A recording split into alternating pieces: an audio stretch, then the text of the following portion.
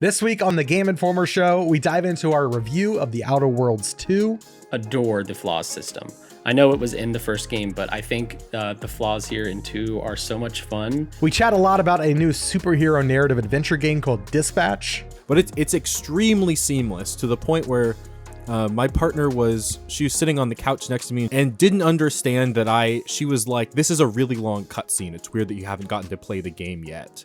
And we round out the show with an interview with Samantha Béart, the voice of Karlach in Baldur's Gate 3.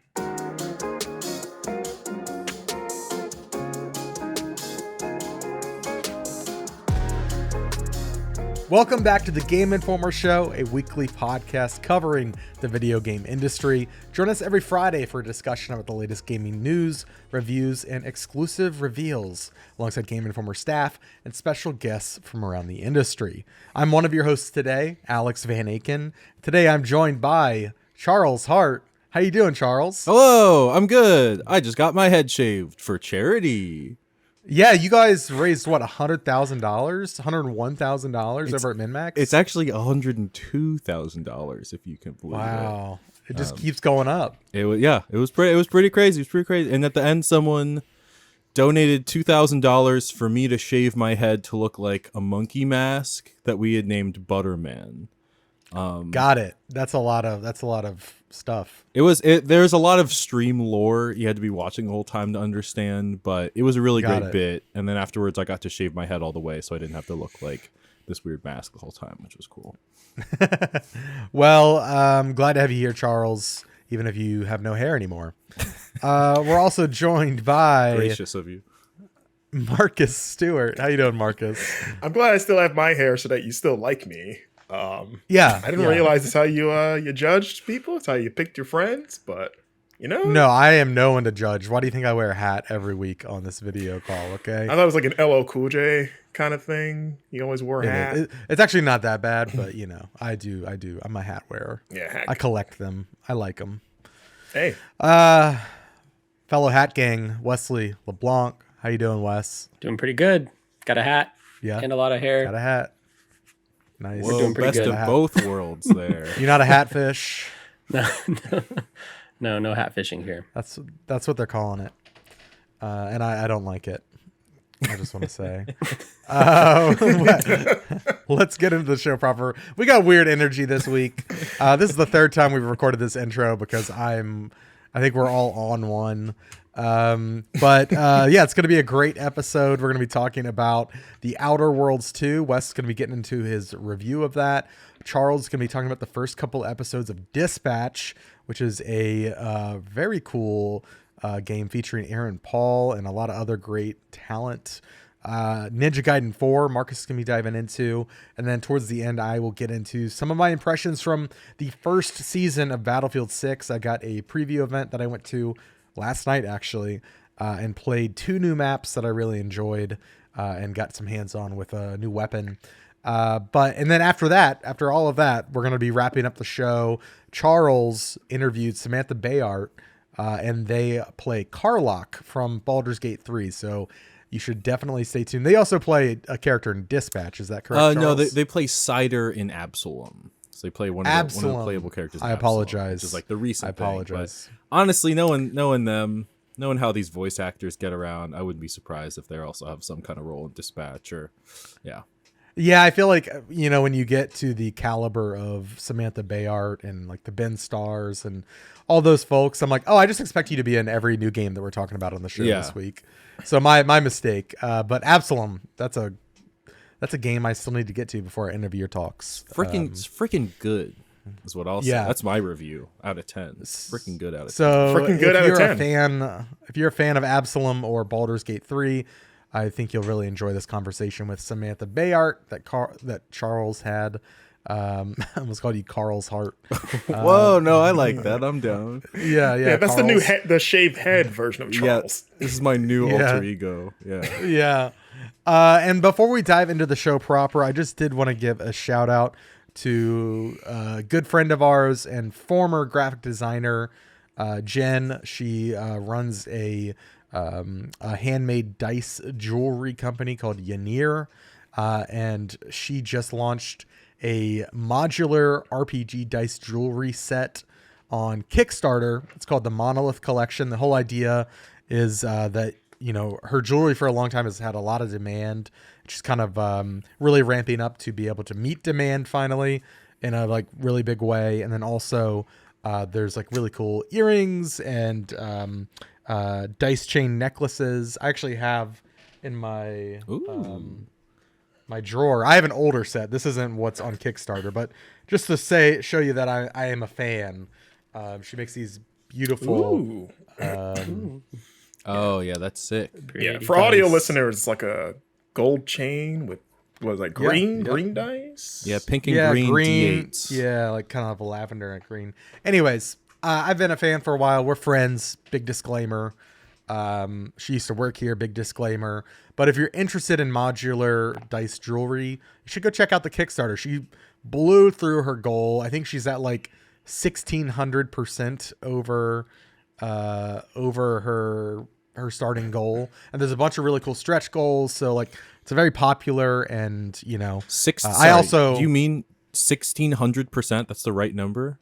Yes. Like 16 times that's crazy. Shout out. That's so much percent. That's so much. I actually worked on this Kickstarter. I've been working with Jen for a few months now on photography and videography that you see as part of like the big rollout. So yeah, go check it out. If anything, if you maybe, you know, RPG dice jewelry aren't your thing, you should go check it out. Look at my cool photos and then share it with a friend who might be interested.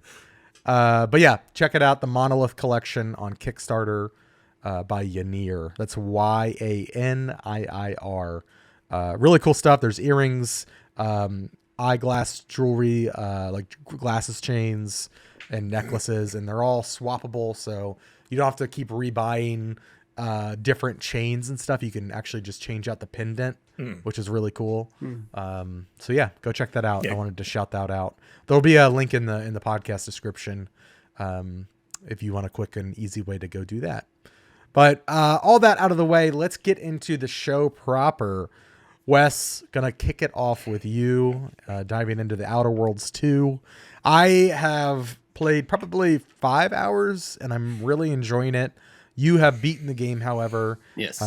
What did you think? I'll just do my score right off the top. I gave it an 8.75 out of 10, which is a very good score. Okay. One of my highest scores of the year. I'm going to read the first paragraph of my review because there's a lot to talk about in this game. It's it's a traditional Western RPG, but I feel like my first paragraph kind of sets the tone for where I'm going when I talk about this game. He thought he cooked on that intro. Yeah. Like, I gotta read Actually, that was the editing note. That was the editing note that I left him. Was hey, yes, hot stuff. The Outer Worlds 2 doesn't drastically change the already great formula developer Obsidian Entertainment created with the Outer Worlds more than half a decade ago. Instead, this expansive sequel follows in the footsteps of many other great RPG follow-ups, with more places to explore, more loot to find, and crucially, plenty of new ways to directly influence and shape your own adventure in space. Though its main narrative is anticlimactic, I'm left amazed by how much Obsidian was able to cram into this 30-hour odyssey, with side content that weaves seamlessly in and out of the Golden Path and a level of reflexivity other RPGs often try and fail to achieve. Basically, this is not an RPG that breaks the mold of Western RPGs. Like, if you know the type of RPGs that studios like Bethesda and BioWare and even Obsidian have been making for decades now, that's what this is. But all that said, they attacked this sequel to the 2019 Outer Worlds very smartly. They pretty much improved on every single aspect. I don't think there's anything left untouched here, other than maybe the main narrative. I think I wasn't super high on the finale and like how it wraps up the entire narrative. Like, I really enjoyed the main story throughout my adventure, but then when I finished it, I was kind of just like, oh, okay, I guess we're done with that now. But that's okay, because the side content that I played along the way it was so good and well crafted and felt so seamless that it kind of felt like the main narrative, which kind of boosts the entire package up.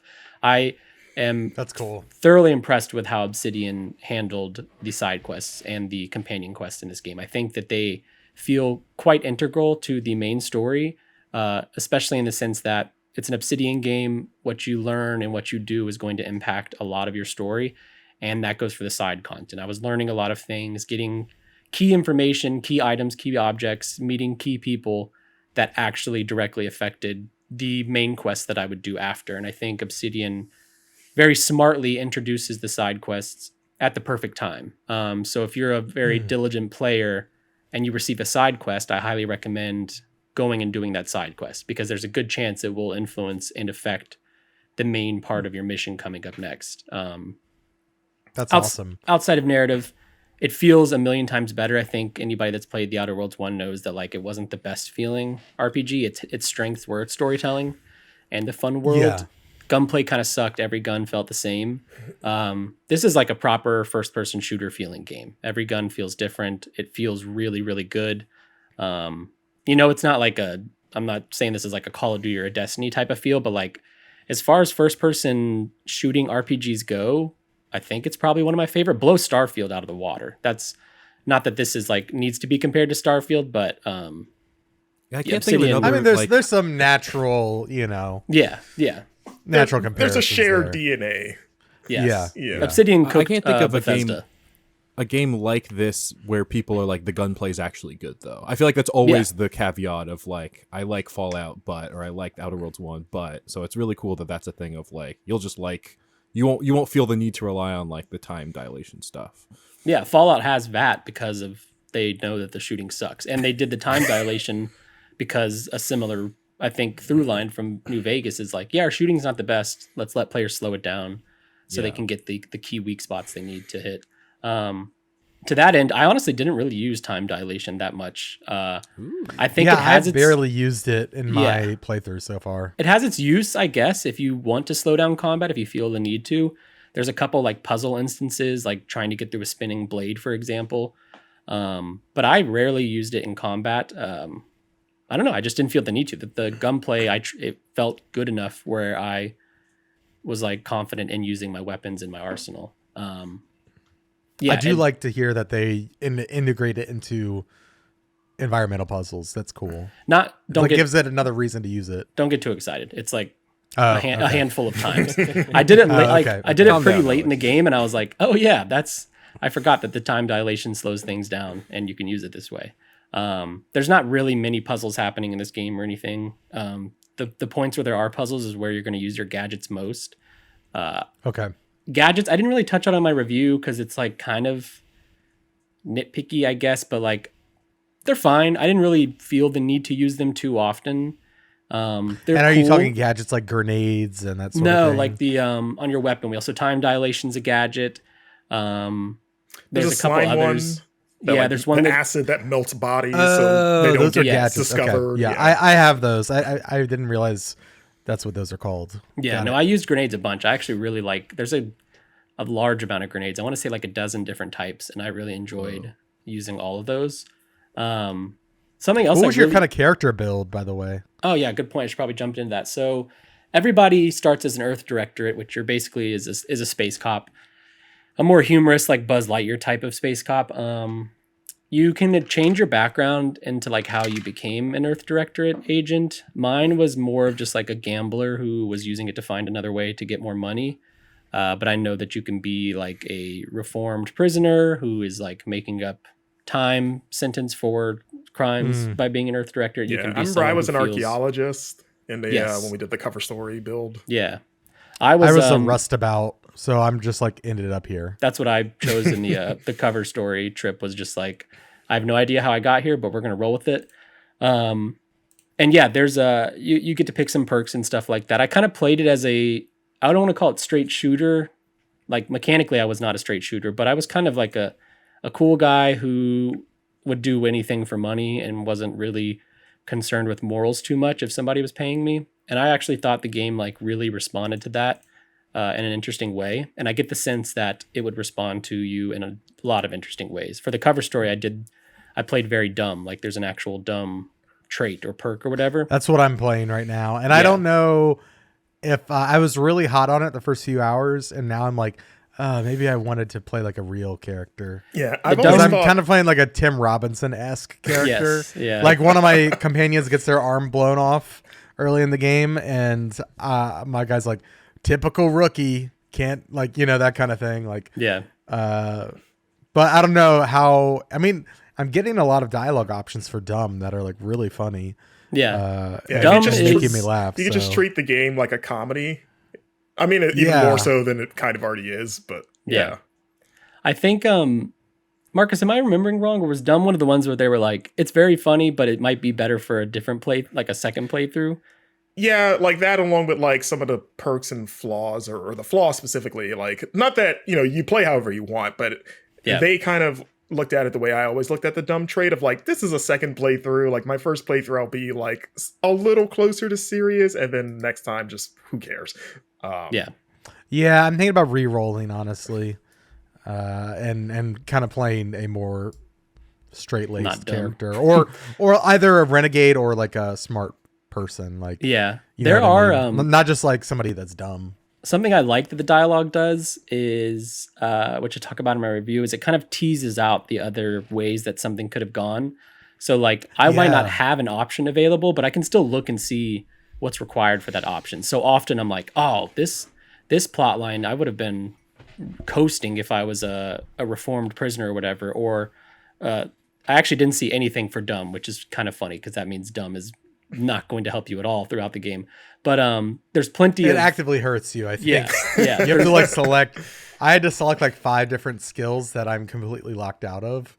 But then I chose brilliant as one of my positives. Yeah. So then I could maximize. I think I could pick 3 traits to like specialize in at the start and get a head start on. But I was locked out of 5 because I was dumb. So I'm just like really into a couple topics. I think they described that during the cover story, Wes, as like you would be a brilliant, like a savant, basically, of like, you're overall like an idiot, but like in very specific ways, you are just like a genius. Yeah, I do enjoy that part because like my guy's really good at engineering. He's like, don't ask me to talk, but I can solve your problem. He's really good at engineering and medical. But anything else is like... It's like you gave Albert Einstein a gun and you're like, go save the world. And he's like, well, if anyone has any questions about relativity, I can answer that. But I don't know how this thing works at all. Yeah. Yeah. So you mentioned flaws. Flaws is probably the thing I'm most hot on coming out of this review. I adore the flaws system. I know it was in the first game, but I think the flaws here in 2 are so much fun. And funny enough, during our cover story, they were like, flaws are really good for other playthroughs because they can harm you. But I ended the game with, I think, 9 flaws, which is kind of a lot. But I just really enjoyed the way it was like shaping my character. And it made me feel really seen in a way I've never really felt in an RPG. I feel like typically RPGs react based on your dialogue choices, or like in Baldur's Gate, like, oh, I'm blowing up this person, so now they're not going to be able to join my party because I blew them up with barrels of fire. And it's like, that's really cool, but that's how a lot of RPGs react. I think flaws feels very meta in the sense that like it's almost like someone at Obsidian is watching me, because I'm the type of person in any game I play where when I'm out of combat or even mid-combat, I reload. Like I'm always reloading. I never reach the bottom of a clip. I like to top off all of my clips. And pretty soon into the game, it was like, hey, here's a flaw that you can accept. We notice you really like reloading, so we're going to give you this flaw, and it will increase the magazine size of every weapon you ever get. But if you ever let a clip reach 0, you're going to have an 8-second of extreme damage nerf, which I really liked because sometimes I was nerfed and I was like, dang it. But other times, often I'm just having these extra large clips, and I really like that the game is constantly watching how I'm playing and reacting to it. And sometimes it feels almost like I'm being called out. And those are the flaws where I would deny them. And I'd be like, no, I decline this flaw. I do not want this. Get out of my face, Obsidian. But I think... What's one that you would have declined, as an example?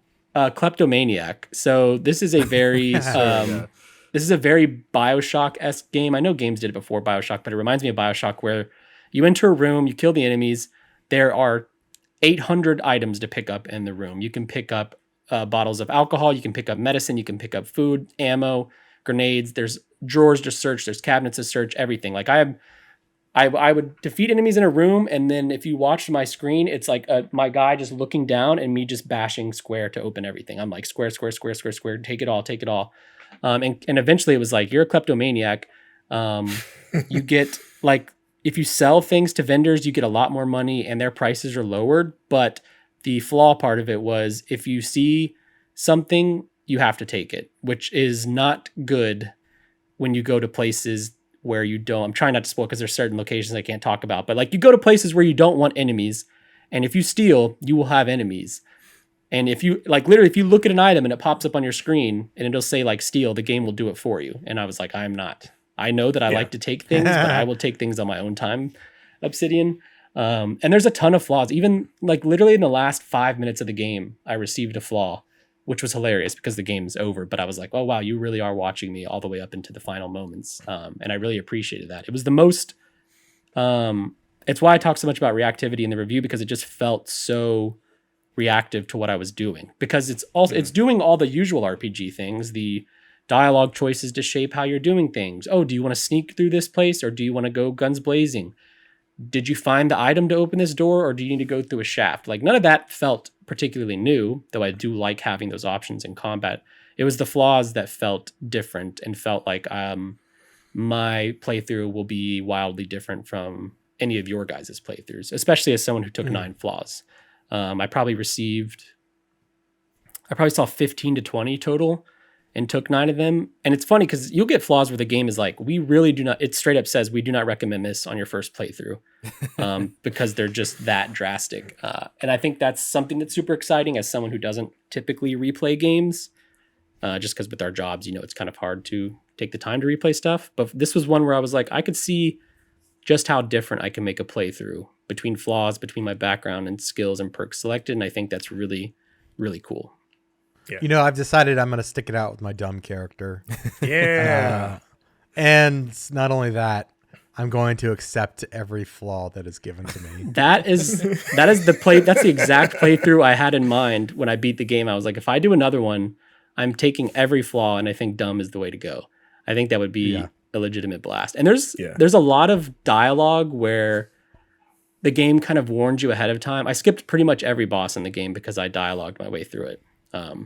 Which the bosses are fun, but I really liked the idea of trying to like use my speech and my, I kind of focused my skills on speech and being a leader and non-mechanical stuff that works in dialogue. So it was fun trying to see how far I could take the game, where I even didn't like the final boss. I almost stopped like the fight.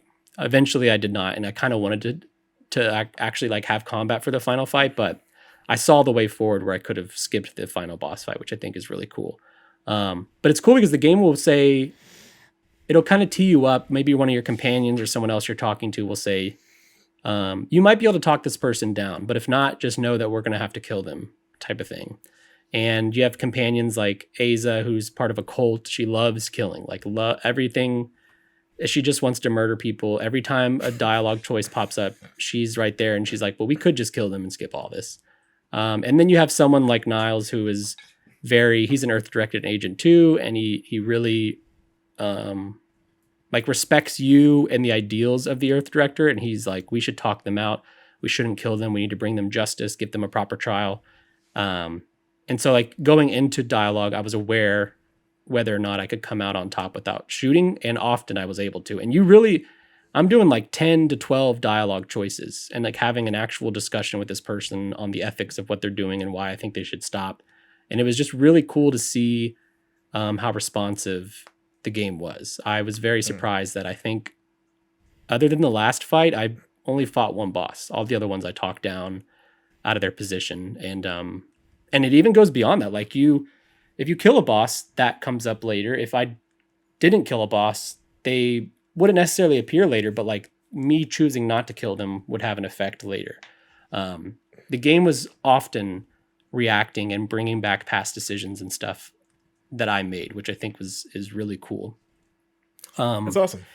Yeah, and I know Obsidian's known for that. That's kind of like their bread and butter. That's why people love New Vegas so much, and I know Outer Worlds 1 did a lot of that. I just think that this is probably the most in-depth and the farthest they've taken that system without breaking out of the mold of Western RPG. I think maybe their next game, like they could take their work they've done here and create like a new RPG type that doesn't feel so typical Obsidian, I guess. But this really feels like they've taken that Western RPG formula that's so popular here and stretched it to like the maximum limit in the best way. Yeah. Random question: do you like this game more than Avowed? Did you play Avowed? I have played some Avowed, and I guess that gives my answer because I had to play this game for work, but this was a work game that I wanted to play. Like when I was working, I was playing it. When I would get off work, I'd be like, talk to my wife. We would, hang out with our kid. Kid goes down, and I'm like, hey, I'm going to play Outer Worlds 2 for 5 hours tonight. Is that okay? And she's like, yes, I will read a book next to you. Whereas sometimes I'm reviewing a game and I'm like, I'm only doing this during work hours because I do not. This is work. Whereas Avowed, I have not gone back to finish. I liked Avowed, but I do think Outer Worlds 2 is probably the Obsidian game of the year for me, which is wild to say. They've released enough games. We should have that as our category for best Obsidian game. Obsidian game. That reminds me, at the end of your cover story, Marcus, you said, and I'm curious, I know Marcus wrote this, but Wes, I'm curious how you think it resolves it. He says, quote, I enjoyed roaming the game's opening hours, and I'm eager to see how my actions, good, bad, and everything in between, shape this role-playing adventure. Obsidian has enjoyed a 2025 few studios can boast, from the well-received Avowed in February to the strong early access launch of Grounded 2 in July. If the Outer Worlds 2 sticks the landing, it will have accomplished one hell of a hat trick. Wes, do you feel like they have kind of done that? Oh, absolutely. When you look back at the year? I think, it's unheard of, right? I don't know of any studio that has released 3 games, at least in AAA. I know and granted, this is not Xalavier studio releases Xalavier Nelson releases like 100 games a year. I smaller think it just scale, released one as we were talking, actually. Yeah, right. But to release 3 baseline good games like Avowed and Outer Worlds 2, great. Grounded's not really my style, so I know people like Grounded 2, but it's early access, and I'm not big into survival games. Like, to release 3 games on this caliber is a feat. For them to be at least good, I think, is pretty unheard of. I think the closest I can think of is like maybe Insomniac over at PlayStation, but they don't do multi-release years. I just feel like they have a cadence that's very commendable and kind of unheard of. Yeah, and granted, this is sort of like accidental, like because Avowed was supposed to come out last year and got delayed, so they didn't plan to release 3 games in 1 year. But the point still stands that it's remarkable that all 3 of them seem to have stuck the landing.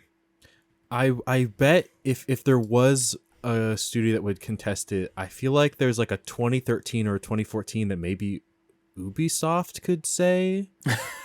Like if we get like a Black Flag and a Far Cry, Rayman Legends, Rayman Legends, or I don't know. That's the only one I can think of, and that's also like it's been a long time since. I think 2013 they would have just had Rayman Legends and Assassin's Creed. Black Flag was that year. I think Far Cry, it would have been 4, and I think that was the year after. I think you're right. Yeah, because it was on 2014, Xbox One. I think, but the year after was also Unity and Rogue in the same week because of the next gen. So that's a 3-year game too. But even then, Ubisoft is a. It was like those 2 games. Not received well. The weaker Assassin's Creed games, in my opinion. But and plus, we learned with Obsidian, like they're very sequestered in their teams. Like the Outer Worlds 2 team has been working on Outer World 2 for years. It wasn't like they were all working on Avowed or Grounded. That game dropped, and now they all switched gears. All separate. Separate game directors. Yeah. I don't know how many people work at Obsidian. We ask studios we were there, and now like it's become like a thing to like hide for some reason lately. My theory is that studios that do that don't want the number to be public because it's easier to track like layoffs and and that kind of thing. I don't know. Maybe that's a cynical take. I mean, maybe it's because it's also possible that they have a lot of immediately. They also have like a lot of contractors, I bet. So maybe they want to make sure that they're including them when they quote that and they don't have the number. You know, there's a lot of reasons. I think neither here nor there. Yeah, but, I don't think it's like an Obsidian thing they're trying to hide. It's probably an Xbox no. I've noticed it's a trend. Like, yeah. I've noticed it elsewhere in the last couple years, several other places for sure. But yeah, I can't wait to play more of this game. Yeah. Hearing that you can do so much with speech as well is really cool. Yeah, you can. That. It goes pretty far. I think honestly, if the main narrative had wrapped up, it's a shame because I was really all in on that main storyline up until basically kind of like the finale. And the finale is not bad. It just feels so here or there in a game where there's so much density in everything you do. And then all of a sudden you get to the end and it's like A or B type of thing. And it's not like that black or white, but it just felt very like this game is so wide and you can do so much in between. And then all of a sudden at the finale, it's just like, it's feel a little, all right, we're a little binary. Kind of. Yeah. I don't want to say it's like an A or B decision, but it did just feel kind of, and I guess this is something games always struggle with. Like they have to reach the same ending essentially. Like, I mean, not every game can be a Baldur's Gate 3, although I wish a lot of games were. But like they have an ending in mind, and it can go a couple different ways. But like ultimately, you're going to go to this final location, for example, and watch the events play out there. And I kind of just wish that it had some more reactivity and flexibility that the rest of the game had. If they had nailed the multiple endings, yeah, that kind of thing. This would have been like probably the RPG of the year for me, which is crazy because it's a fantastic year for RPGs, I think. There's a couple other things I should touch on real quick that were kind of hit or miss. Companion quests.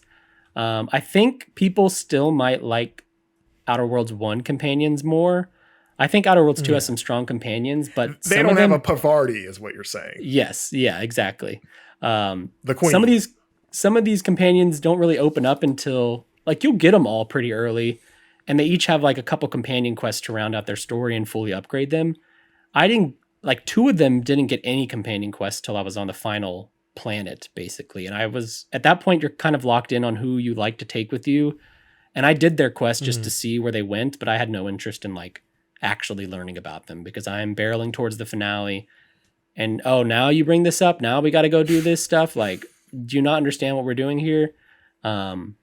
Still cool though, and I think that they are very useful in combat. I died a lot in combat because I wasn't using my companion abilities, which I guess I didn't expect it, but they play a pretty heavy role in combat and survival. They can really, for lack of something that's not a cliche, like change the tides of combat for you. And then there's a few bugs that I had.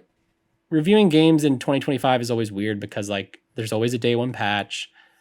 Sometimes you don't even want to mention bugs because they're going to be fixed. But I'm going to mention them here just because they kind of were pretty persistent for me. I could never use up on the D-pad in the menus the first time I opened a menu. So I'd have to like open a menu, close it, open it, and then use up. Not a big deal. Which platform are you playing on? PS5? PS5. PS5 Pro. Huh. I haven't had that on PC. Matters. Yeah.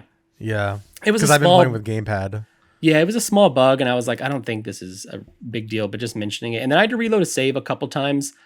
Funny enough, the ending, I had a bug where I couldn't get the ending I wanted to because the prompt would not appear. Like it was telling me, do this, and the prompt wouldn't appear. And so to fix it, I had to go pick an ending I didn't want and then kind of follow this like just kidding route to get to where I wanted to go. It was very weird. And it was like it kind of rubbed me a little sour because it was right at the end. And I'm like, no, I thought this was a bug that was going to end the game for me.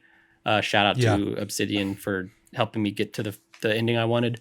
But yeah, there's just a couple things you might run into. I think it's the least janky Western RPG from Xbox I've played. Like, and Obsidian during our cover story was very open about like jank. Like it's part of their DNA. And if you know Bethesda games, if you know Obsidian games, like it's kind of just par for the course. Not much of that here at all, really. This feels like a very polished product. On PS5 Pro, it's there was a mode I used that was a smooth 60 FPS with an up-res resolution.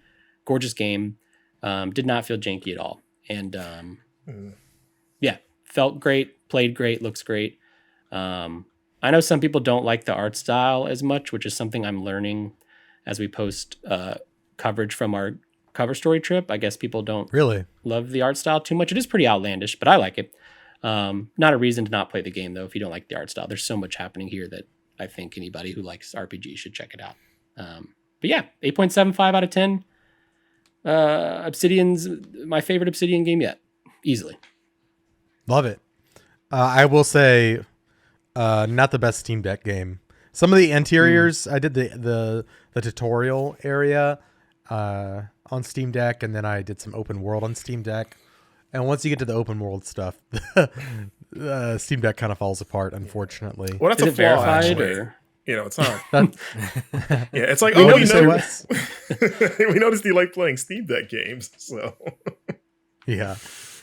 Bummer, but it's definitely one of those things where I'm like, maybe I think about getting one of those Xbox Allies. Oh, $1,000 to play Outer Worlds 2. A little bit better.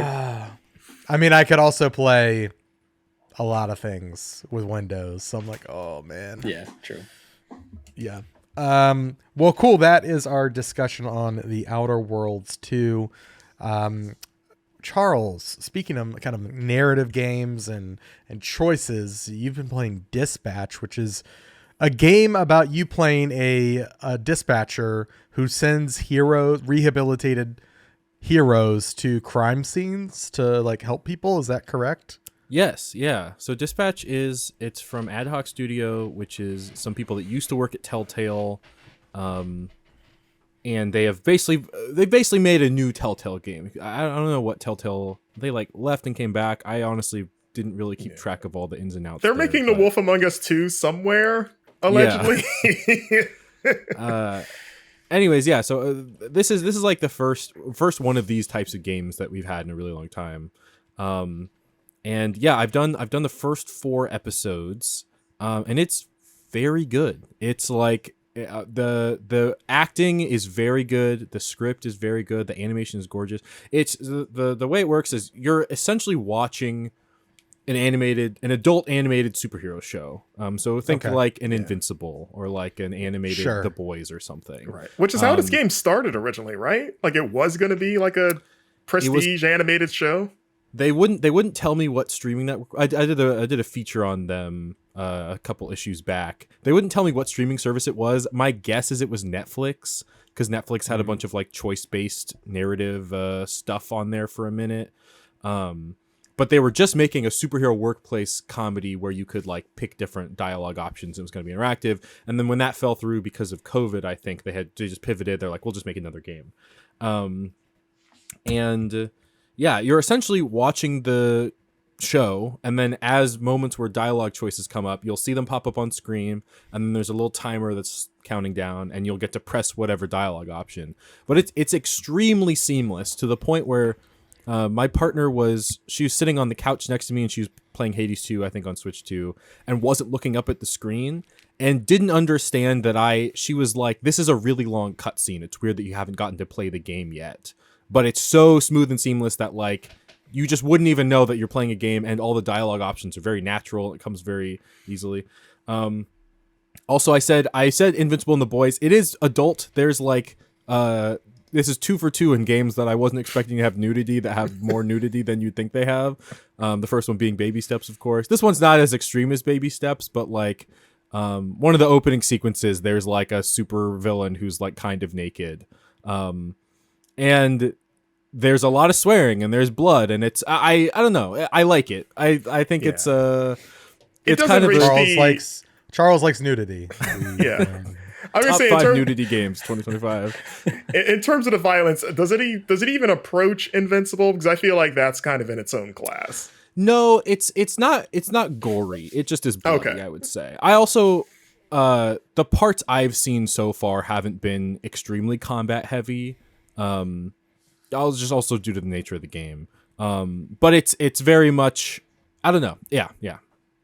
So that's part of the game is you're watching these things, you're interacting. Main character is Robert Robertson. He was a hero named Mecha Man, which is kind of like an Iron Man type guy, but his suit gets destroyed, And he's not a billionaire like Tony Stark would be. He doesn't like run a company. He just is Mecha Man like full time. So when his suit gets fully destroyed, he's like, I don't have any money. I can't remake the suit. And he gets contacted by SDN, which is a superhero dispatch network. They're like, hey, if you come work for us, we have a bunch of like former heroes that like can't do work anymore. They work in our office. We might be able to fund a new Mecha Man suit because you're like good for the world or whatever. And so then part of the gameplay is that interactive story element. The other part is this like interesting kind of strategy game. So you have like a map of your like section of the city, and you'll see little events pop up around the map. And you have a roster of different supervillains turned heroes that are basically getting like rehabilitated in society. And this is like their chance to like have a stable job and maybe do hero work at some point. And they each have like different stats. So you can be like, well, this person's really good at speech, but this person's really good at fighting. And the instances that come up are very varied. So it'll be like, there's a robbery, and it'll give you little keywords of like, the bandit is fast. So you're like, okay, I'm going to do someone that has high mobility. But also be stupid things of like, there's a cat stuck in a tree. Someone needs to coax it down. I'm like, all right, that would be a speech thing. Or someone needs to figure out how to get these cars out of gridlock. Okay, that would be like an intelligence thing. And they each have different like, modifiers and abilities. Like one of them sonar, he's a literal Batman. He's like got like a human body with like the head of a bat, and he has like a normal form and like a feral form. So every time you send him out, his charisma and intelligence swap with his like combat and health. So it goes back and forth depending on what it is. So when you're leveling him up, you can just put all his points into one of those stats. And then if the relevant thing comes up, you're like, well, he's really good at this stuff. Just you have to hope he's in the right form. And yeah, so that part of the game, I was in it for the story. I was in it for the acting performances. I was like surprised by how fun I also thought the game was in just like strategy element. That's cool. Yeah. It's very seamless. I played the demo at Steam Next Fest this year. Something that I really enjoyed that you've kind of touched on is how seamless it is. It's not like a Telltale game where they'd be like, what should we do? And then they give you time and everyone's just kind of paused. Like, I don't know how they did it, but like when you pick the dialogue option, you can't see the seams of, oh, they're swapping in this cutscene or this VO. Like it seems... Right. It's really, really impressive. You mentioned Invincible. I wish Invincible looked as good as this game. This game, honestly, the animation is so pretty. It's awesome. Like we talk about games with good writing, and there's as people who play a lot of games, we do have a sense of like this game has good writing, and that's often like for a game. Like we're thinking of writing in terms of how you're interacting with stuff, or I don't know. There's all these like caveats you have to have. Dispatch is a very well written thing. Like it's as good as a good TV show would be. Like this should be, if this was a show, I would be like, this should be nominated for Emmys. Like it's just really, really good writing. And then when you're selecting stuff, also I should mention it. You feel your choices really have consequences. I have like really tangible effects that I've done. And I can't talk about all the things, especially in like chapters 3 and 4, which I can say I've played, but they don't want us to spoil it all, obviously. But there's stuff where like I'm making a decision here, and it's not like I wasn't on the podcast last week to talk about Bloodlines 2, but I reviewed that, and that was a game that, like, for everything Wes was saying about Outer Worlds 2's reactivity, I was like, there's a very non-reactive game in Bloodlines 2. Dispatch is very reactive, and stuff comes back in ways that you're not expecting. When you make these big decisions, they're treated as big decisions, they're built up appropriately, and then when you make the choice, I will say it does slow down with, like, bigger stuff where it's like, all right, it's your call, man. And then you'll have a longer timer when it's like, there's going to be a thing that has a lot of consequences. Yeah. But yeah, I'm already like 4 episodes in, already thinking like, wow, I kind of already want to start a new save file and just do the opposite choices of a lot of the stuff I made. Cause it's awesome. It's not necessarily like, and there is stuff where like I can be a nice person or a bad person, or like I can be a jerk or whatever. But there's a lot of other stuff where it's like, I'm kind of just making an arbitrary decision of like, which person I like here, which decision I want to make here. And I could have easily gone the other way. How many episodes in total? Is it 5, 6? There'll be 8 episodes total. 8. And we're getting 2 every week. So 2 came out day of recording on Wednesday, the 22nd. Then there's 2 more on the 29th, 2 more the week after that, and then the last 2 episodes come out on November 12th.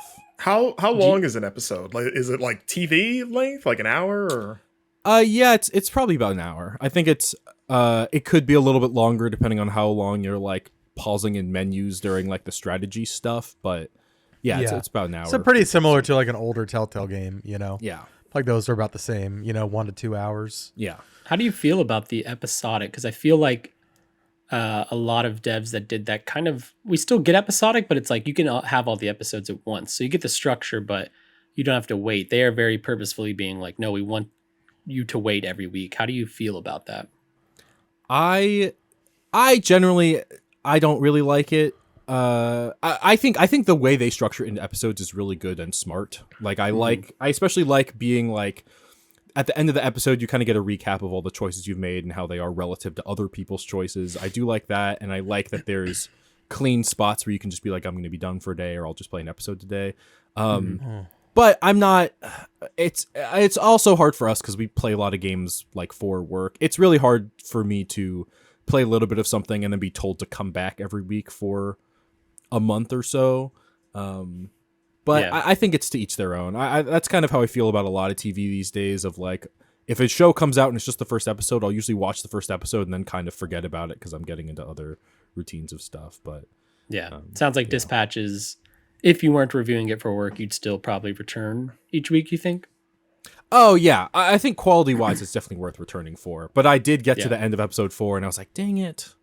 I just wanted to do the whole thing. What's the, I guess without spoiling much, like what's the overarching, like what is the narrative building toward? Because in the demo, I didn't get a sense of that. It was just guy down on his luck.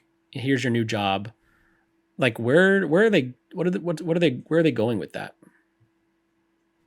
So it's, the main thing I would say is wait, sorry, I'll pause for a second. Are you guys still there? It's like really freezing up on my end. Yeah, hold on. Yeah, mine was too, Discord's actually. Being weird. Yeah. Clapping for it's like it's weird. So it's not, it doesn't like it's either any individual person. It's like it's just Discord. Yeah, you guys are I think it's Discord, yeah. Okay. Everybody keep recording. Yeah.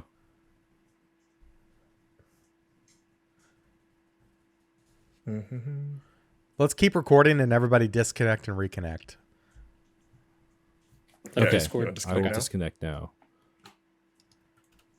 Yep.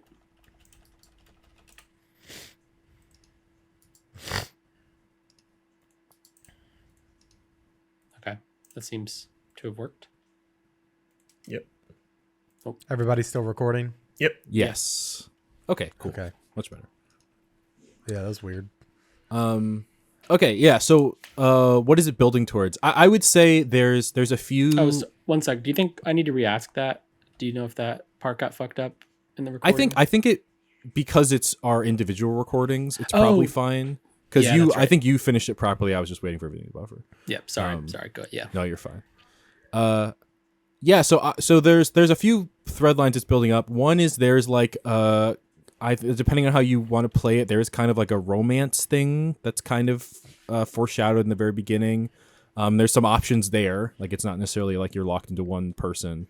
And then there's obviously the overarching thing of you're trying to get your suit back. So there is like progressive stuff of like he's trying out new stuff. He's got a guy that's helping him with things.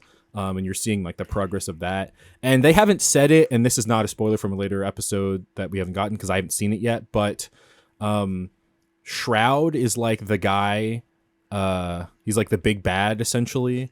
I imagine we're ending up towards some confrontation with him. Also, because I don't think I've heard him talk yet, and I know he's voiced by Matt Mercer, and I'm like, we're not gonna have Matt Mercer voice this guy and then not give him any lines. I thought you meant Shroud, streamer or whatever. I don't know. I know that name from esports because this game does have names like that in the voice cast, and I was like, oh, that's cool that guy's gonna be the big bad, I guess. But Matt Mercer makes a lot more sense. Yeah. I will say to that extent, I did interview a bunch of people from the cast. We'll have clips going up this week. I have a piece that went up. I interviewed Aaron Paul about the game that was really interesting. But it's weird. Like you've got like your like Laura Bailey's in the game, and you're like, yeah, of course Laura Bailey would be in the game. Travis Willingham, who's married to Laura Bailey, also in the game. Matt Mercer, of course. These are all Critical Role people that do like every voice acting gig you'd imagine. And then there's like Jacksepticeye is just one of the guys. Moist Critical is just one of the guys. Thought Squad, Alana who's Pierce, a musician. fan of Game Informer. What was that? Alana Pierce, fan of Game Alana Informer. Pierce, yes. And yes, it's just a lot of people, and it's a thing. I think when I saw the lineup of the credits, kind of feels like stunt casting to an extent, which is to say, like, we're casting someone for the name or their persona rather than like their performance. But there's not like, I know who Jacksepticeye plays because the guy is like very Irish. There's not a moment in this where it's like, that's just Jacksepticeye humor, or they just wanted to make references to his stuff. It's like, no, he's just one of the cast, and they all do really good jobs, and it's also very natural sounding dialogue. So I think it's very easy for someone that's like maybe not had a ton of voice acting experience to come in, read the lines, and make it sound natural. Yeah. So yeah, You did a very feature on excited. Dispatch, and I remember you asked them about the like stunt casting and specifically Jacksepticeye, and it wasn't somebody like during COVID. I just put him on background a lot while I was working, and I was like writing this character, and sure enough, I needed an Irish voice, and Jackseptic worked. It was it's that pretty was cool. that was for Moist Critical, where they like they had his streams on a lot, and they're like, I just feel like his voice would fit for this character. They did also, to their credit, say that like they didn't just cast everyone they reached out to. I think they reached out to people that probably didn't give good auditions, or they didn't like the vibe for. Yeah, they didn't call me back, so. Yeah, they watch a lot of Super Replay. No, the another one was a Thought Squad, who's like a musician I hadn't heard of. She's the rapper, and they found some of her videos and liked it. And in my interview with her, something I really liked is I asked people, I was like, is there anything about Dispatch or Ad Hoc's recording process that you're like, I wish more games were like this? And Thought Squad was like, yeah, honestly, it's really cool that they like reached out to us and they like genuinely gave us a chance. There's not a reason they wouldn't. They could have just casted it normally, and instead they're like, we think this person would be a good fit for the role, and then gave them like a really good chance. And now they're like, Thought Squad's like, yeah, I'd never done a video game before. I'm not a huge gamer. I'm in this space now, and that's just like cool. And it's cool that it worked out too. That it's not like, oh, they're giving them a try. It's like, no, that's a that's a real character. They're doing good. They're earnest, good performance. So Yeah, that's awesome. Awesome. Well, Marcus, we're gonna send it over to you. You reviewed Ninja Gaiden 4 for us, and I'm really curious. I mean, we've had a lot of previews for this game. You know, of course, it was on our cover story. Shay's talked about it a fair amount on the show with us, and as have you. But like, you have beaten the game now. You've reviewed it. I'm very curious what your thoughts are. Hey, Ryu Hayabusa's back, baby. Sort of. He's there. He's in the background. He's not the star of this game. But they got a new guy at the helm. His name's Yakumo. He's a really cool looking ninja kid. He speaks like this a lot. Like he's got a little bit of a teenage Christian Bale Batman kind of performance going on. Yeah. And he's kind of is a representation of sort of like the different direction of the game in general, because one, this is not developed by Team Ninja. This is Platinum Games at the head, yeah, who you might know from other great action series like Bayonetta and Metal Gear Rising and whatnot. Babylon's Fall. Vanquish. I'm glad that you said Vanquish. We're going to ignore what Wes said. But yes, this game is a lot of fun. I'm a Ninja Gaiden fan, especially the 3D Ninja Gaiden games that started in the 2000s. And I'm also a big Platinum Games fan. So this was like hearing this collaboration between Team Ninja and Platinum Games. This was like, oh, this is video game Christmas for stylish action sickos like myself. And I'm happy to report that it has worked out, because this game is so much fun. And it's also a little wild that maybe the best compliment I can give is that if you're a die-hard 3D Ninja Gaiden fan, I would bet you wouldn't tell that this was a different developer at the helm, because Platinum, and granted they had guidance from Team Ninja, but this feels like a proper Ninja Gaiden game. Like, that doesn't feel necessarily like a platinum game pretending to be Ninja Gaiden, like the physics and just like the tight controls that made the 3D Ninja Gaiden game so good. Like all of that is here, as well as the brutal difficulty that the series is rather infamous for. Like the 3D Ninja Gaiden games into 2000, like those were the Souls-likes before Souls-likes became a thing. Like those were, if you wanted to have gamer cred, so to speak, you talked about like, oh, I beat Ninja Gaiden 1 and 2, or I like 100%ed it and whatever, and yeah, no problem. Like that was like legit impressive at the time. And this game is challenging. It's tough. It's like, you know, the average grunt enemy can tear you to pieces unless you're on your game, and that's what makes it so much fun. So it's sort of like the general like plot premise is that you're playing this new ninja Yakumo who's part of the Raven clan, which is like it's part of the Hayabusa clan, but it's sort of like a more secretive kind of like they're like the Black Ops branch of the Hayabusa clan, where like nobody knows about them, and they kind of just do sort of like shady wet work kind of missions, like the stuff the proper Hayabusa clan would never kind of touch. They're like, yeah, you know, we'll do some like political assassinations or whatnot if you pay us enough, basically, you know, regardless of whether or not it's morally ethical or not. And so Yakumo's sort of like seen as like the rising star in this clan, and he's on a mission to kill this priestess who is housing the dormant spirit of the Dark Dragon, which is the recurring antagonist in the Ninja Gaiden games that Ryu Hayabusa has defeated countless times, but has never truly killed. He's kind of like Dracula in Castlevania, where like sooner or later he's going to come back. So Yakumo, following sort of this prophecy of the Raven clan, like, oh, you got to kill the priestess and that'll take care of it. And you get to the priestess, who winds up being this very, very surprisingly kind of like bubbly and charismatic and very like flirty and teases Yakumo a lot.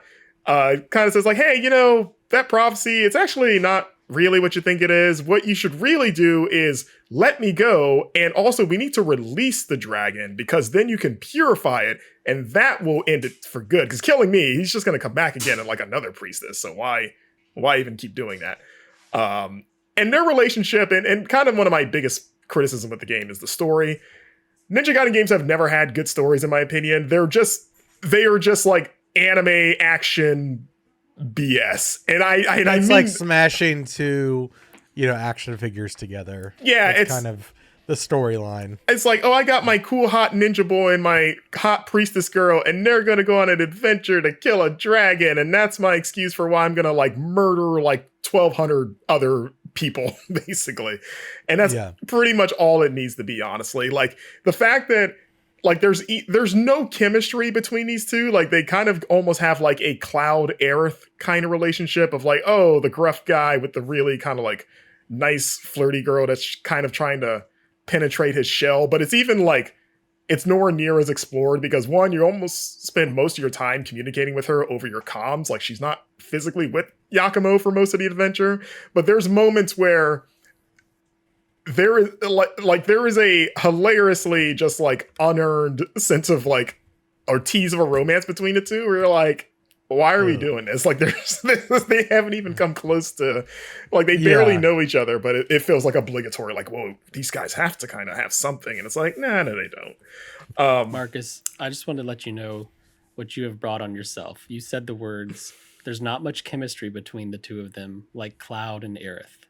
There is a lot of people on the internet that would disagree with you. That Cloud and Aerith have chemistry? You're correct. They don't. It's all about Cloud and Tifa, but I just wanted to warn you for the comments that will surely be coming. Okay. This is just an excuse for Wes to come out as a Tifa stan. Yeah. It depends on who you took on that date during the Golden Saucer. You know, maybe you can disagree there, but yes, all of that is irrelevant almost, because the action in this game is so damn good. So Yakumo's got 4 different weapons that you gain. They're all kind of like demonic arms. He's got like his starting kind of dual katanas. You get the staff. He has these like this sort of like a rapier that transforms into a drill when you use these Blood Raven attacks, which is like a new mechanic for Ninja Gaiden, where if you hold the left trigger while you're attacking, and as long as you have enough of a meter filled, you'll basically do like stronger variations of your normal attack. Like they're a little slower, but they transformed the weapon into sort of like almost a demonic version of yourself, to where like, oh, a Blood Raven attack with your swords makes the sword like extra long and like crimson red, and you'll just like deal a ton of damage to more enemies at once. You mentioned like the rapier can turn into this drill that you can just like toss guys in the air and then just drill them apart. Like the staff turns into a big hammer that you can smash dudes apart with. And like there's the enemies have certain attacks and defenses that can only be broken by using the Blood Raven attacks.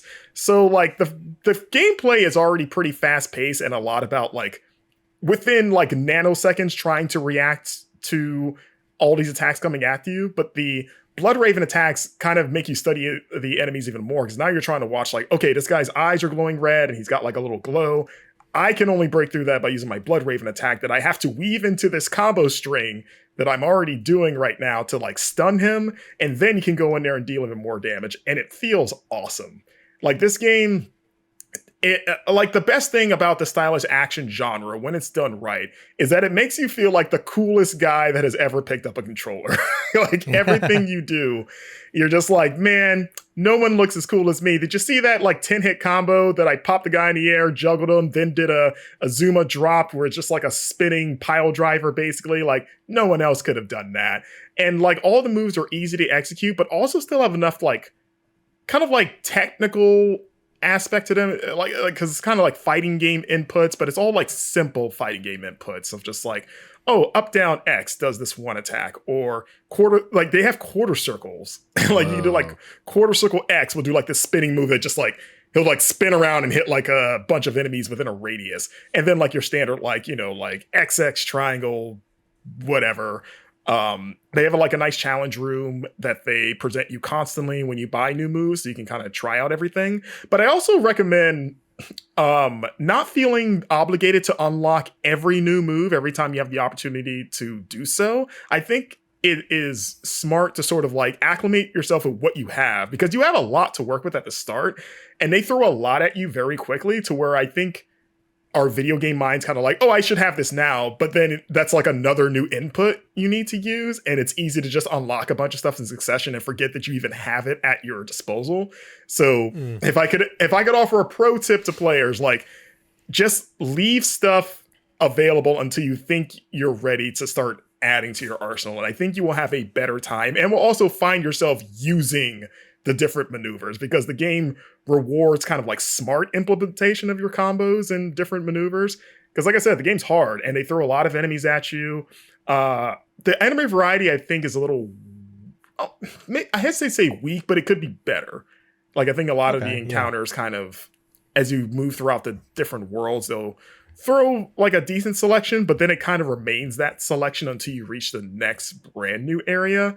And and because the encounters can drag sometimes, which is my other kind of criticism, like as fun as the combat is, like you will be tired playing this game. Like your hands will hurt, and I'm speaking from experience. And it's one of those times where I almost felt old, of like, oh my God, please tell me I'm not aging out of this genre. But there were plenty of combat encounters where I've like, you know, playing 10 fights straight, and because of how like on the ball you need to be and how quickly you need to get these inputs in to keep up with everything around you, you will put the controller down and be like, oh my, kind of almost achy. Like if it was a cartoon character, I feel like smoke would coming out of my hands when I finished playing like a really long combat encounter. But like I mentioned before, like it all feels super good and it's so fun to play. Outside of battles, this is it's almost throwbacky in the sense of like, I think like Souls-likes have almost become the de facto action game at this point, and where players expect kind of like maybe meatier exploration outside of battles, whereas this is very much like old school Ninja Gaiden and kind of what stylish action games used to be, of you're just moving straight down largely linear corridors, and then occasionally you'll find like an alternate path that'll lead you to like a secret or a challenge room, or one of the very, very boilerplate simple side quests that you can do, which is all boiled down to, hey, can you kill like 5 of these enemies over here? And so it's like refreshing in that sense, but I think if you're looking for maybe something a little bit more robust, that could be maybe a little bit of a disappointment. And I think it just comes into like maybe your age even, like depending on when you got into action games, they don't really make action games like this anymore. Yeah. But I enjoyed it as an old person. Now. Does it it's been what, like 15 years since the last one or something? Since like Ninja Gaiden 3, yes. Not since the last Ninja Gaiden games. I mean, we got Ragebound this year and then the Black Remastered, but this is the first like mainline numbered game since 3, which was 2012. Does it feel kind of like an old Ninja Gaiden, but like for 2025, or do you think that it feels more in line with like it could have come out a couple years after 3 and fit right in? That's an interesting question. I don't know if this game's doing anything that, I mean, if we're talking strictly technology, I mean, this game runs at like, I think 120 if you have the display to do it, which is, insane. I mean, it runs at a smooth 60 on Xbox Series X, which is where I reviewed it. So like maybe in terms of the performance, I don't think you could get, like, this is a good looking game. I don't know if that's, I feel like that might be lost in some of the discussions too, is how good this game looks. Like the environments look good. Like it never stutters, or like they're throwing so much at you and it maintains that silky smooth, just like fast pace. So, and I think that does help with kind of selling the action. So I think that aspect you couldn't have achieved, in the 2010s. But in terms of the mechanics, I mean, there's nothing crazy about the mechanics, even though there's new stuff that couldn't have been done before. But I also don't think that's like a knock against it. I think that's sort of like something that maybe, like, I don't know who brought like the new ideas, like if it was all Platinum or if it was Team Ninja and Platinum together. So I don't want to pin it on like, oh, this wouldn't have happened if Platinum hadn't stepped in, because I don't really know. But it is like, it's something that feels like it could come out today, but in the ways that I kind of mentioned earlier, like it also feels like a throwback to like the stylus action heyday in a good way. Like it's fun. The thing that disappoints me most about it though, and it's funny because it's almost sort of like, there's something serendipitous about this. So this is the 4th numbered Ninja Gaiden game that is headed by Platinum.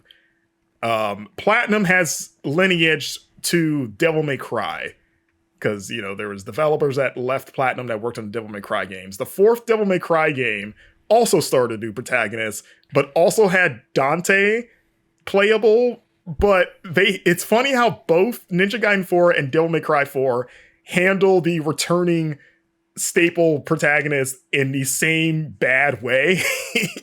Because Ninja Gaiden 4, you play as Ryu eventually, but it's only for a handful of missions in the latter half, and all of his missions are just him going through the same stages you played through as Yakumo. They're like shorter variations of it. That sucks. But it is like the same content, and you even refight the same bosses. Weird. And even though there is a narrative explanation for it that like makes sense, but it still doesn't make it, any more exciting that like, oh, I already killed this admittedly really cool boss, but like you're just doing it again as Ryu Hayabusa, who does play differently than Yakumo. And I've gotten flack for saying this, but Ryu is fun to use in this game, but I think Yakumo is more fun just because Yakumo has like the 4 different weapons you can cycle through, whereas Ryu just has the dragon sword and his Ninpo magic.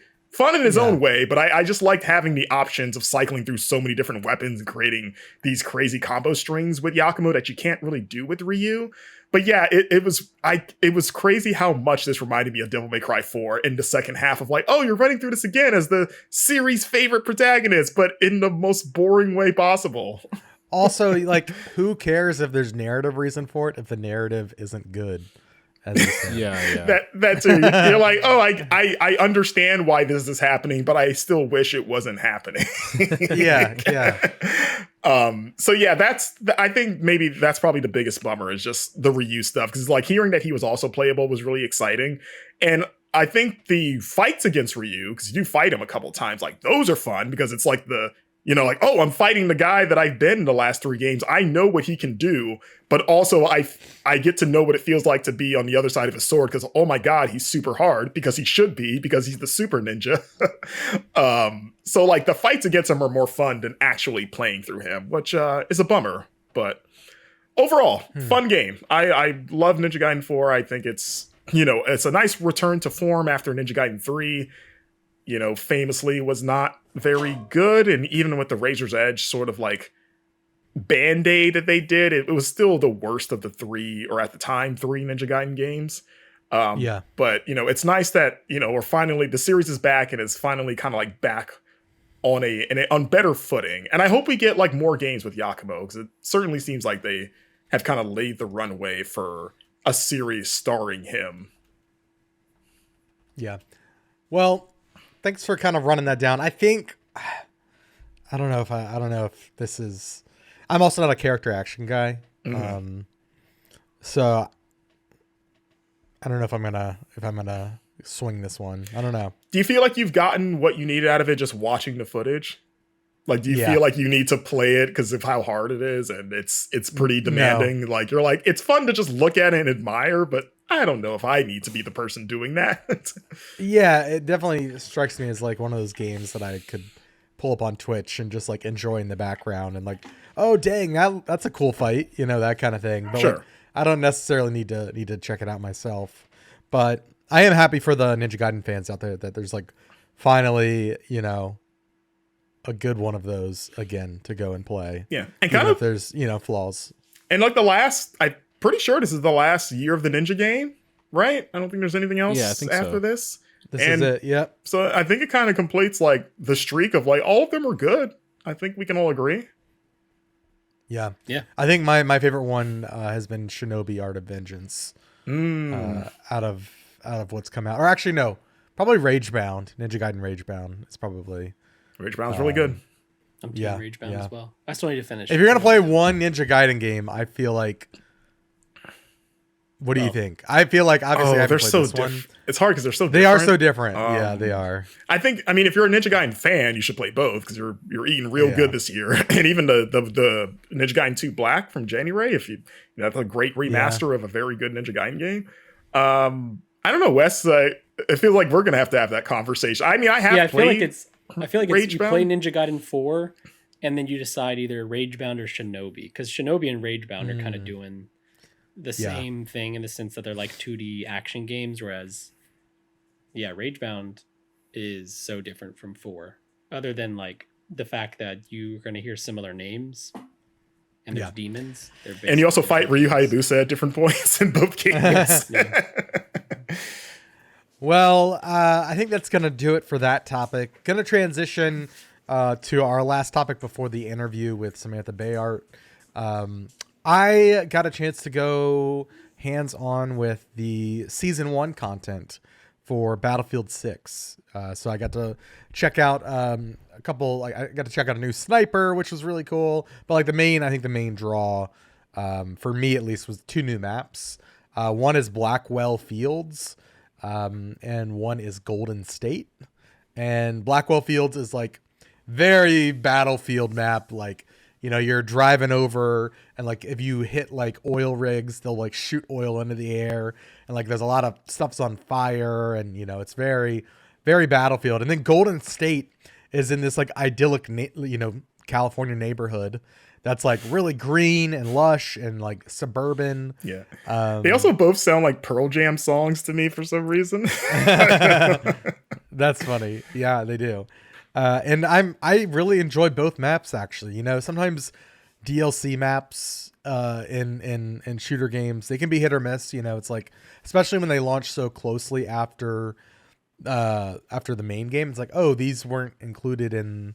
It was a choice to include these later on, rather than with like the base launch maps. And that can be good or bad sometimes, depending on like confidence levels. But I think that this drop of maps is really solid and is going to serve as like incentive to keep playing Battlefield 6. I think these maps and stuff are dropping. It's either the 26th or the 28th of October. So it's next week. I think it's the 28th on Tuesday. And yeah, but I'm really enjoying them. I think, I have realized like as I've played Battlefield 6 more and more, I think I'm a tank guy. I in the past, there's no shame. I always was like kind of infantry. I was sniper, And now that I'm like playing Battlefield 6, I'm realizing that like, man, maybe I'm the vehicle guy, but not the choppers, not the jets. Maybe I'm just like, Oh, I'm a chopper guy, even though I have no right to be. I crash it every time I've ever gotten into one, but I still and that's why I'm not a chopper guy. I still maintain that I'm speed. What's really funny is the Golden State map. You can drive golf carts around, and so you'll just see like helicopters crash into golf carts. It's really good. Yeah, as Blow Me Away plays in the background. Maps, yeah, exactly. Yeah, the flow of the maps are really, really great too. I'm really just enjoying Battlefield 6. It's for sure going to be on my top 10 somewhere. It's really kind of doing it for me, and as they continue to roll out, there's also more modes coming that I actually didn't get a chance to check out yet. Can you do private like matches, like team on team stuff, or maybe through Battlefield Portal, but there isn't like a easy like custom game straight from the menu where it's just you and your friends. I was gonna say like we should do like Team GI against another outlet, like our squad against another squad. Yeah, we would have to have like I don't know if the game allowed that, but it just we'd have to have like mind. 32 versus 32. Well, you can't just do like 4 or 5 on 5, or does it have to be? The maps are we could do the infantry only maps, but if you're playing Battlefield, you want to do like we'll get a bunch of XGI, 32 former Game Informer plays against 32 other people from a different outlet, and it's easy. Well, be sure to follow the guys here. Follow Charles at ChuckDuck365. Follow Marcus at MarcusStewart7. Wesley, you can follow him at Wesley LeBlanc on Blue Sky, or at I_am_Wesley on other places like Instagram. And you can follow me at It's Van Aken. You'll find me on all the places that you can find me with that name. If you can't find me there, it's because I chose not to be there. Yeah. Free will. Be sure to share the show with a friend if you don't mind. And of course, pick up a Game Informer magazine subscription. We just announced that Dragon Quest VII Reimagined is our next cover story. And it's RPG seriously fans are pretty eating cool. good. It was freaking cool. Freaking cool? What was that? Yeah, Wes and I were walking around Japan doing our that Fortnite voices. I don't know why. Yeah. I've learned Wes is really good at them. And I was like, trying to be considerate in public places in Tokyo where like Americans are very annoying in places like that. And I'm just like cracking up because Wes is whispering like, seriously. And it just was sending me. That's why they love us tourists over there. Yeah. All right. Well, enjoy the interview, everybody. And thank you, Samantha Béart, for joining the show as well. All right. We'll see you next week. Enjoy the interview. Bye. Bye. Welcome back to the Game Informer Show. I am your host right now, Charles Hart, and I'm joined by the one, the only Samantha Béart. How is it going, Samantha? I'm good. How are you? I'm great. Well, our audience is probably familiar with you, but I thought it'd be fun to do a little trivia icebreaker where I'm going to set up some questions. They'll get a minute to answer in their heads, and then you'll tell me what the actual answer is, assuming you remember the roles that you played. To the best of my ability, yes. Yes. In this little segment, I've been soft launching called G.I. Oughta Know. G.I. Oughta Know. And that's where the jingle will play. Okay, great. Samantha's breakthrough role also earned them a Breakthrough BAFTA Award in 2023. What game was that for? Samantha? It wasn't an award. It's like an honorary thing. I want to be very clear. No, that's fair. That's fair. It was for a game called The Excavation of Hobbs Barrow. Beautiful. Samantha is also and correct me if I'm wrong on any of these, by the way. This is all internet source stuff. You're the first hand source. Yes, go Google AI. Samantha is the voice of a player character in a FromSoft game. Which one is it? I'll give you a hint. It is not Sekiro. I don't think anyone's gonna guess Sekiro. It's just like I don't think I'm gonna guess it either. I have no idea. Oh, Demon Souls? Is that FromSoft? Yeah. I've got on my CV, I've got Sony and Blue Point. I guess Because it's it was a remaster, Yeah. or it was localization. All right. So So I didn't get From Software on my contract. Sorry. so far of the 5 questions, I, as the trivia writer, have gotten 2 of them wrong. Let's see if I can go 5 for 5. But you can write this wrong. I believe in you, I Charles. we'll see.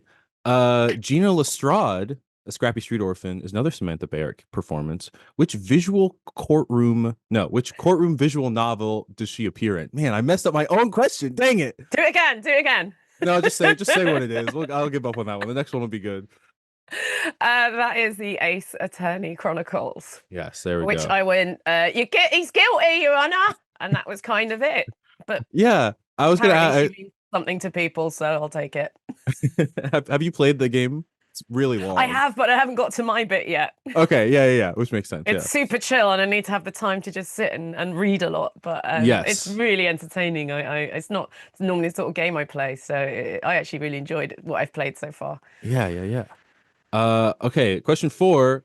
Béart also appears in Absolum, which is a beat 'em up roguelike that came out recently. What character do they play there?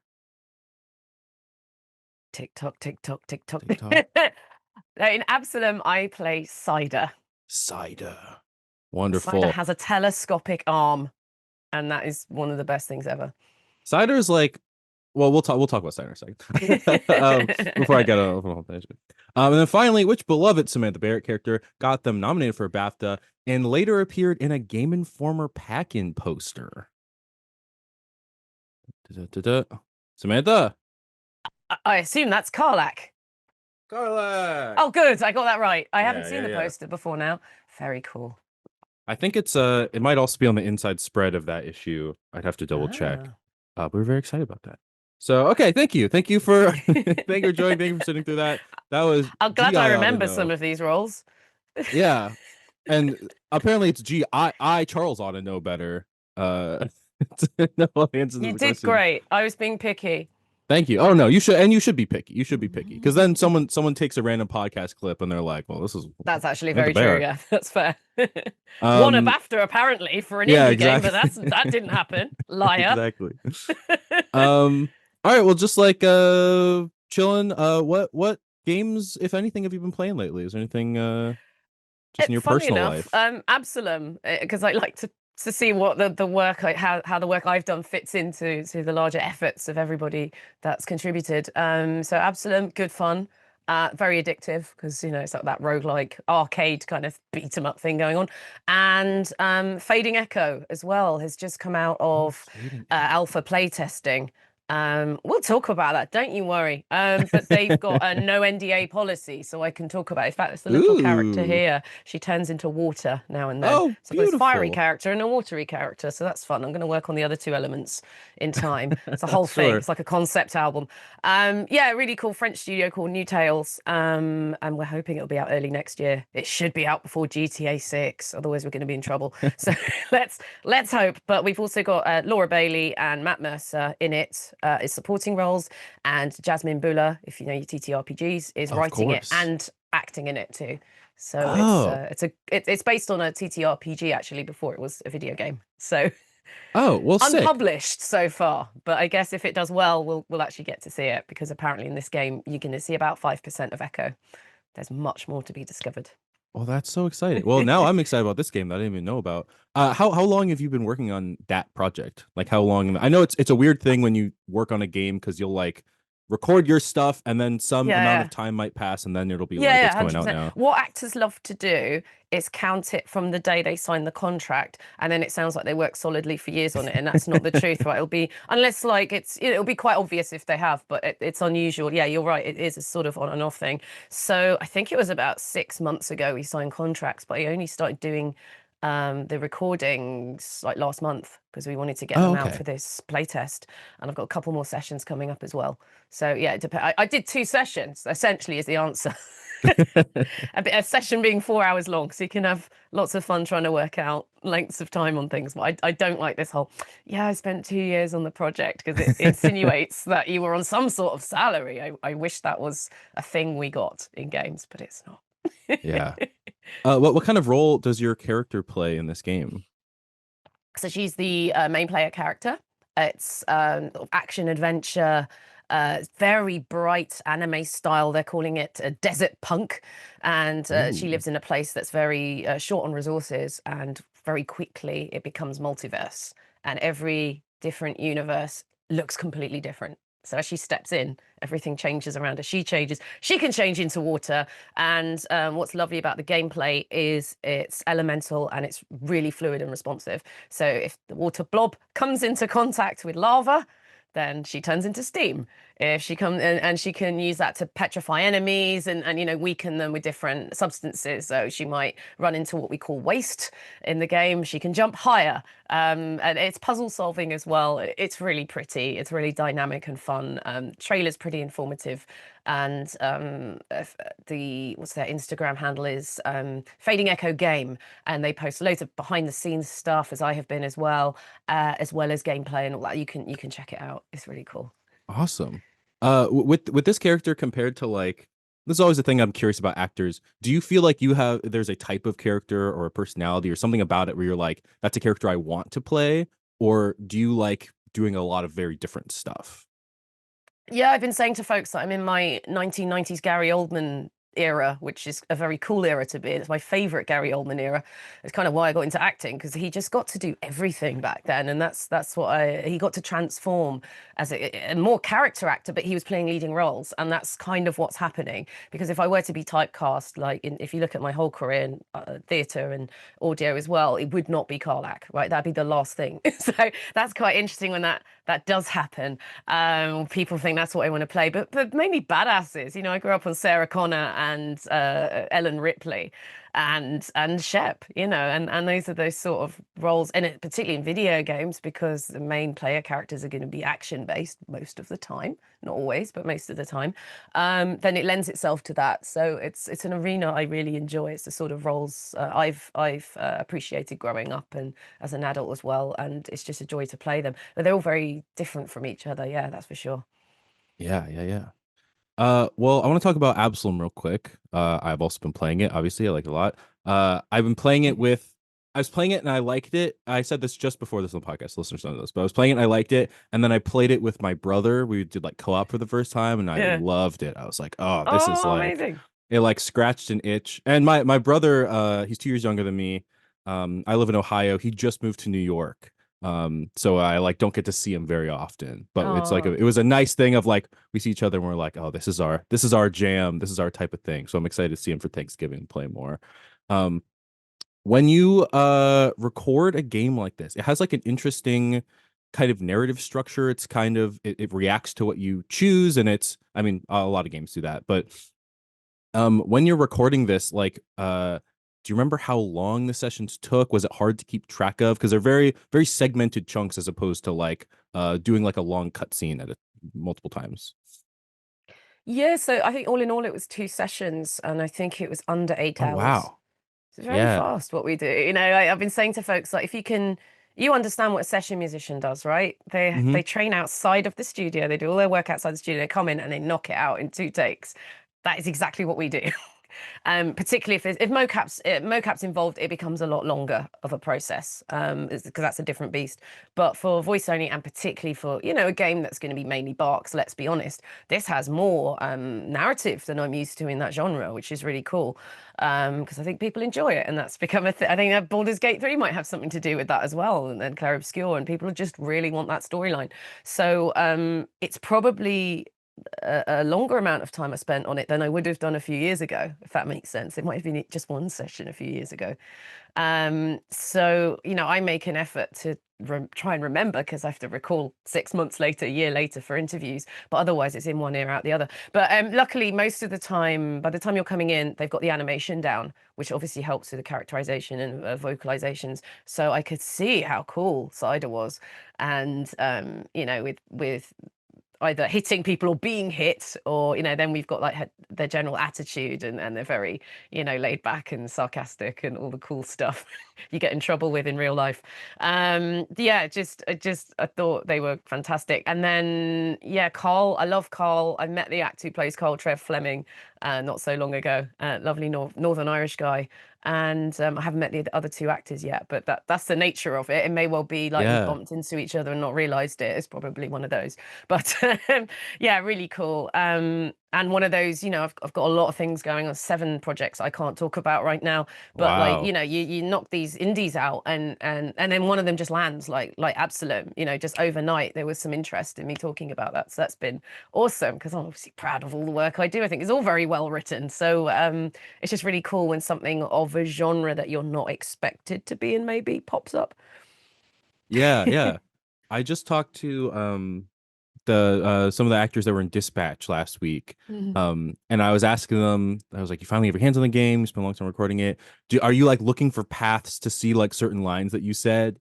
And they were like, no shade to the writing, it's really good. I don't remember saying any of this because it was so long ago. Yeah, because we'll say it twice in the room and then it's done. Yeah. You don't learn it. If you're lucky, you get the whole script beforehand, but it'll be out of order. And then it's only when you're in the room with the team that you can ascertain context and motivation. And that's what would stick it in your brain. But again, you're just doing it very quickly in the studio. So totally understand when actors don't remember what they've said.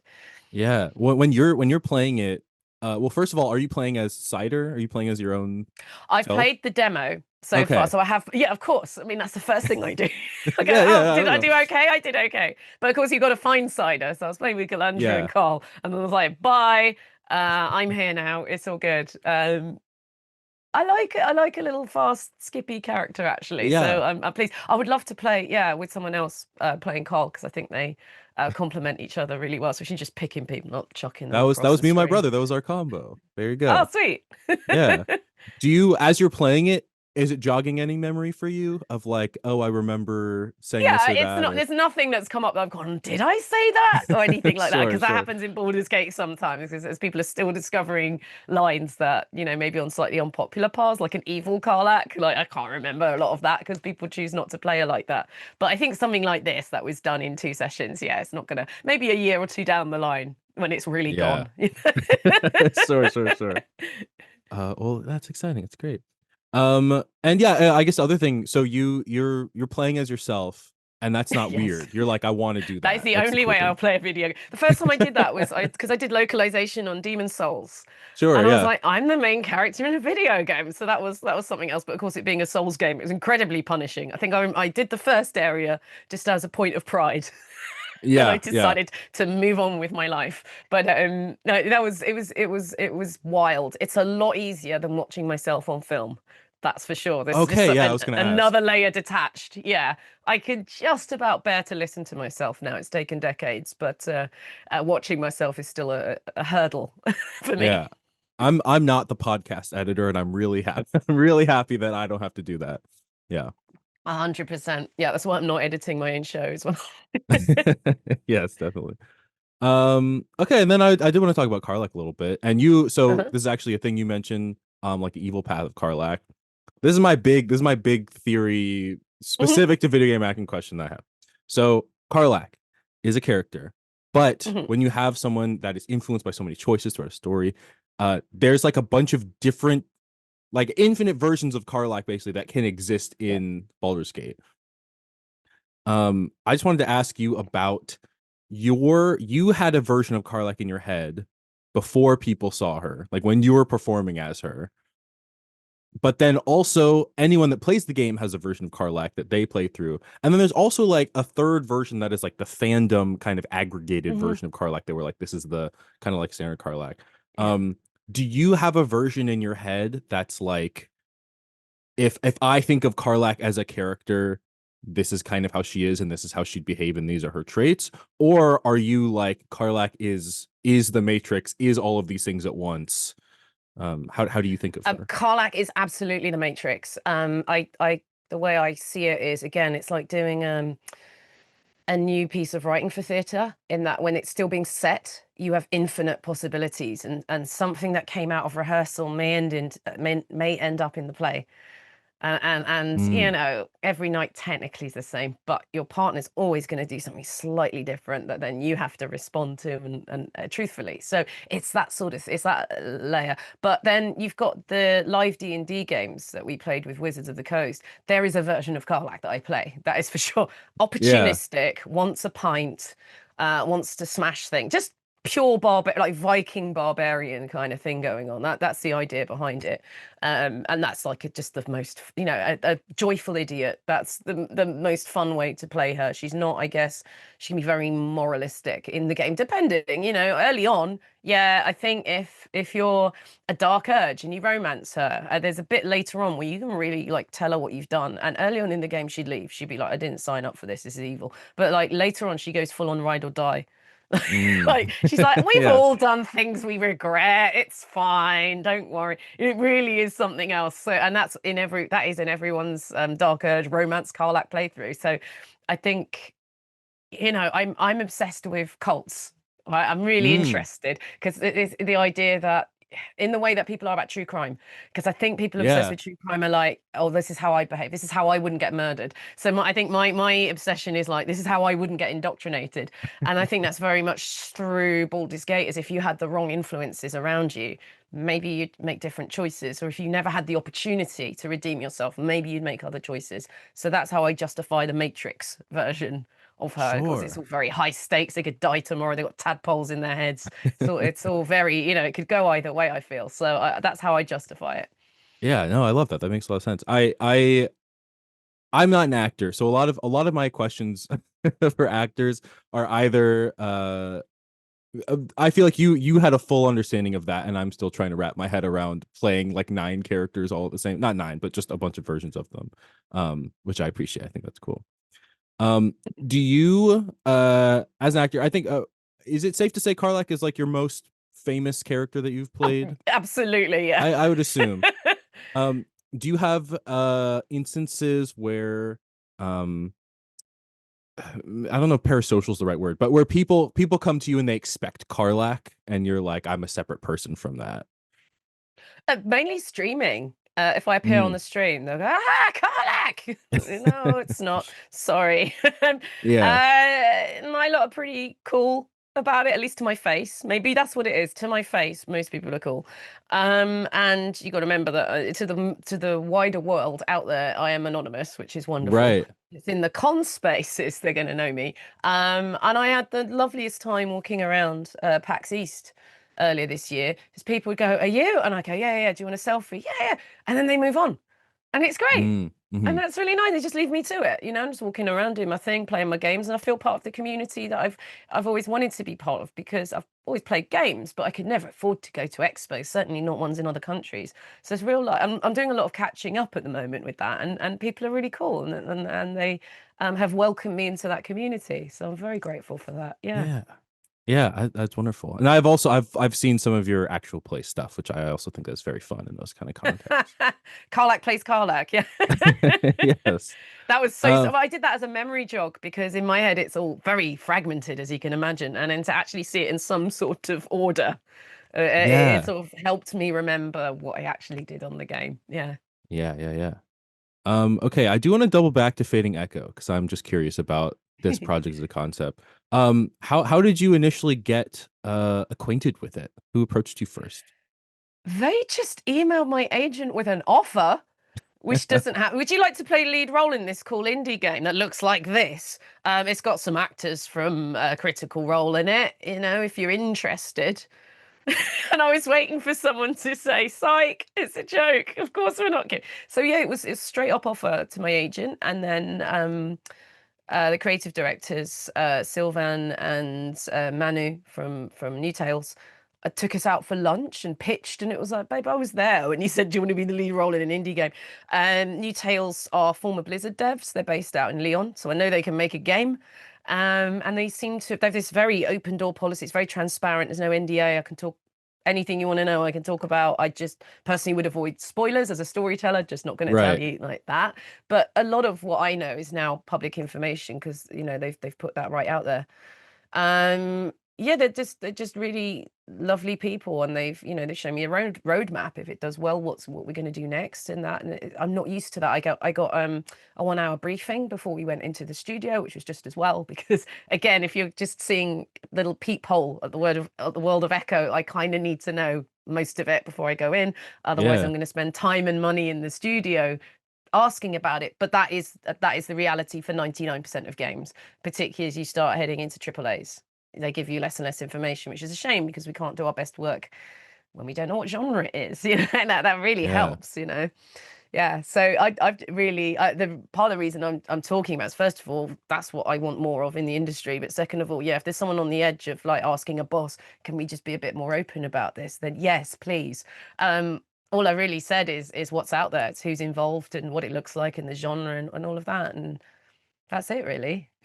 Yeah, and it's fresh in your mind right now too, because you're like mid Well, it's recording. Is that happening. right? Yeah, it's happening. Yeah. We did a live stream yesterday with the Irish Video Game Orchestra I've presented with before, and they had a little playthrough, and we talked through it, and some of the Fading Echo team turned up to have a chat. And I mean, I had a chat with Anne Sorrento, who's the head of animation, showing me this character long before I went in. So, the idea of how I was going to voice her was just percolating through my brain for a couple of weeks before we actually recorded. So again, when I go in the studio, I've got all these strong choices that have sort of been made, and we save a lot of time, and we can have more fun experimenting than just finding that character.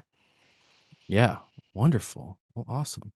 Well, I think that's gonna more or less wrap up what I had planned. Was there anything else you want to talk about? Anything recent you're excited about? This could be something you're playing, something you're watching, something on the horizon. So there's a demo for a game called War of the Western Deep. It's a point and click adventure game. It's stunning. Imagine Don Bluth traveled back from the 1980s and made a video game. It's hand animated. I play the main character. It's stunning, honestly. Like, check it out later. It's like a 1 hour demo. Whoa. Yeah. And there's a lot more to be recorded, but because it's hand animated, it's going to take some time. So we're thinking 27 if I'm still alive. That's a real year, yeah. It's a real, I'm just like, I can't think past this one. So that's something else. So that's playable. And then there's my own series, It Takes a Village, which should be coming to you November through December.